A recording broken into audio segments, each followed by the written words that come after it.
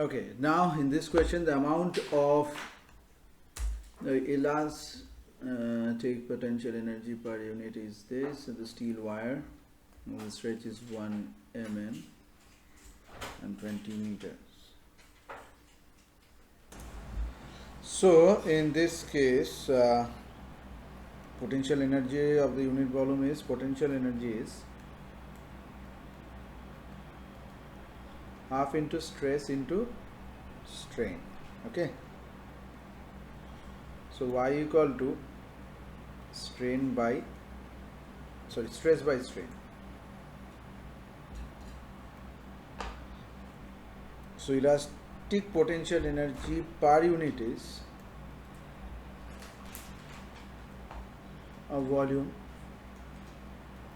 half into Young's modulus into strain square. So half into 2 into 10 to the power 11 by 1 by 1000 square. Okay, so half into 2 into 10 to the power 11 into 10 to the power minus 6, so 10 to the power 5 GA. So answer number 2 is correct. Now we have a circuit here, Z1, Z2, independence of the given circuits. Choose the correct option. So here Z1 equal to R equal to 10 as DC voltage is supplied. So Z2 equal to R square XC square.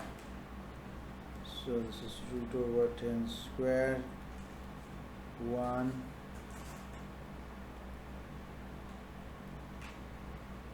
n cube by 5 10 to the power minus 6.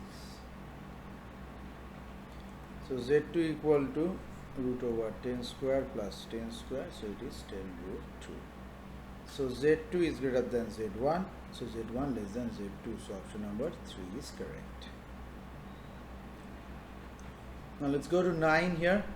The ground state energy of hydrogen atom is minus 13.6 TeV, and energy needed to ionize the hydrogen atom from its second excited state will be. So we know that the total energy of the electron in hydrogen atom is given by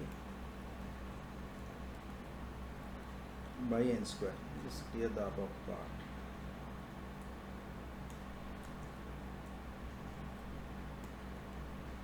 So En is minus 13.6 by n square. And total energy on the second excited state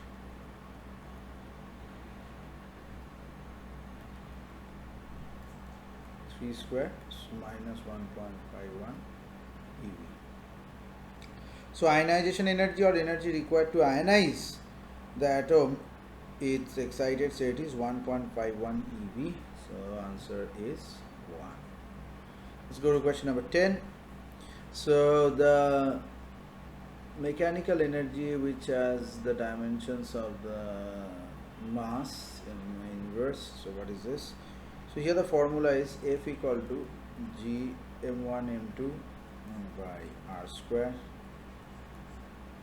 This is F R square m1 m2. So this is mLT, this is square m into m. So G finally can be written as m inverse LQT to the power minus 2. Hence the gravitational constant is mechanical quantity which has a dimensions reciprocal to the mass.